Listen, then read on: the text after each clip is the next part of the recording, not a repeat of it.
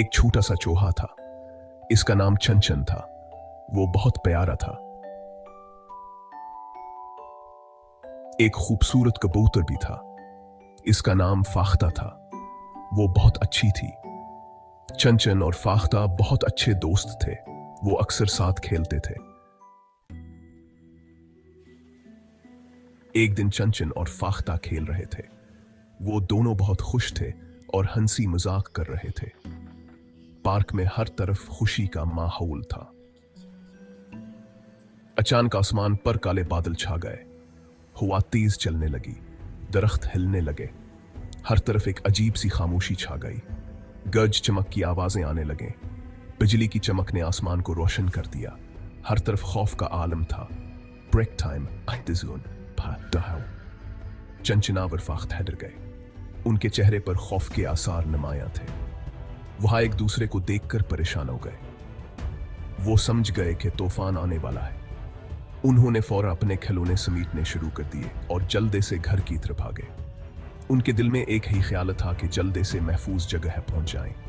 रास्ते में हुआ और भी तेज हो गई। दरख्तों के शाखें टूटने लगे।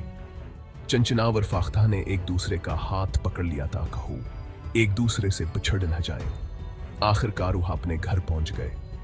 उनके वालिदीन ने उन्हें देखकर सुकून का सांस लिया। चंचनावर फाख्ता ने अपने वालिदीन को सबक बताया। उनके वालिदीन ने उन्हें तसल्ली दिया और कहा कि अब महफूज हैं। चंचनावर फाख्ता ने अपने वालिदीन के साथ बैठकर तूफान को खिड़की से देखा। वो जानते थे कि अब महफूज हैं और उनके वालिदीन उनका ख्याल रखेंगे। बारिश शुरू हो गई। पहले हल्की ब्रेक फाज, फिर तेज। चंचन और फाख्ता भीगने लगे। उन्हें पनाह की जरूरत थी। वो तेजी से दौड़ने लगे। बारिश तेज होती गई। चंचन और फाख्ता बहुत परेशान हुए। चंचन बोला, मुझे पनाह नहीं मिल रही। फाख्ता ने कहा, मैं भी ढूंढ रही हूं। वो उधर उधर देखने लगे। हर तरफ पानी ही पानी था। अचानक फाख्ता ने एक दीवार देखी। दीवार में एक छोटा सा सुराख था। फाख्ता ने चंचन को बुलाया, चंचन, यहां आओ, ये सुराख है। चंचन तेजी से भागकर सुराख के पास पहुंचा। वो अंदर झांकने लगा। सुराख बहुत छोटा था। चंचन अंदर नहीं जा सकता था। चंचन उदास हो गया। मैं अंदर नहीं जा सकता, वो उदास होकर बोला। फाख्ता ने सोचा और बोली, चंचन, फिक्र ना करो, मैं मदद करूंगी। फाख्ता अपनी चोंच से सुराख को खोदने लगी। वो मिट्टी हटाने लगी। चंचन फाख्ता की मदद करने लगा। वो मिट्टी को दूर धकेलने लगा। वो दोनों मिलकर काम करते रहे। जल्द ही सुराख बड़ा हो गया। चंचन सुराख में घस गया। वो बारिश से महफूज हो गया। फाख्ता भय सुराख के पास बैठ गई। वो थकी हुई और बारिश के शिद्दत से बचने के लिए पनाह ढूंढ रही थी। सुराख के पास बैठकर उसने अपने पैरों को झाड़ा और आराम करने लगी। वह दोनों बारिश रुकने का इंतजार करने लगे। बारिश की बूंदें जमीन पर गिर रही थीं और हर तरफ पानी ही पानी था। चंचनावर फाख्ता ने एक दूसरे की तरफ देखा और मुस्कुराए। वो जानते थे कि यह वक्त भी गुजर जाएगा। ब्रेक। चंचन ने फाख्ता का शुक्रिया अदा किया। तुमने मुझे पनाह दी, फाख्ता, मैं तुम्हारा बहुत शुक्रगुजार हूं। फाख्ता ने सर हिलाया और कहा, यह तो मेरा फर्ज था चंचन, तुमने मेरी जान बचाई। फाख्ता फाख्ता फाख्ता मुस्कुराई। हम दोस्त हैं चंचन। चंचन ने कहा, दोस्त हमेशा एक दूसरे की मदद करते हैं और आज तुमने ये साबित कर दिया।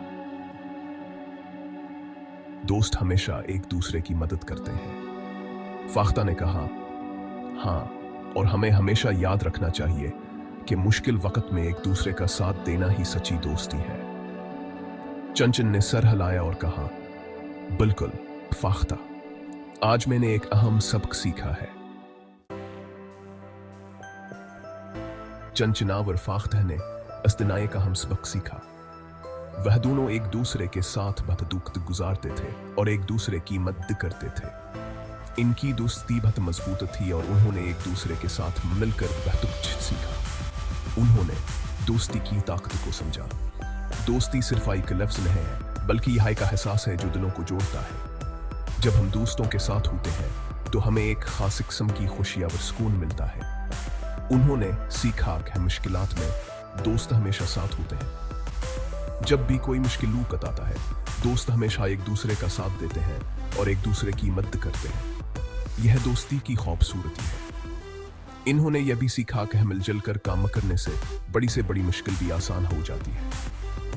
जब हम मिलकर काम करते हैं तो हम एक दूसरे की ताकत बन जाते हैं और हर मुश्किल का सामना कर सकते हैं। दोस्तियाँ और ताउन की यह कहानी हमें सिखाती है कि हम सबको एक दूसरे के साथ मिलकर काम करना चाहिए और एक दूसरे की मदद करनी चाहिए। चंचन और फाख्ता ने फैसला किया कि वो हमेशा एक दूसरे की मदद करेंगे। वो अपनी खुशियां और गम एक दूसरे के साथ बांटेंगे। वो सच्चे दोस्त बन गए।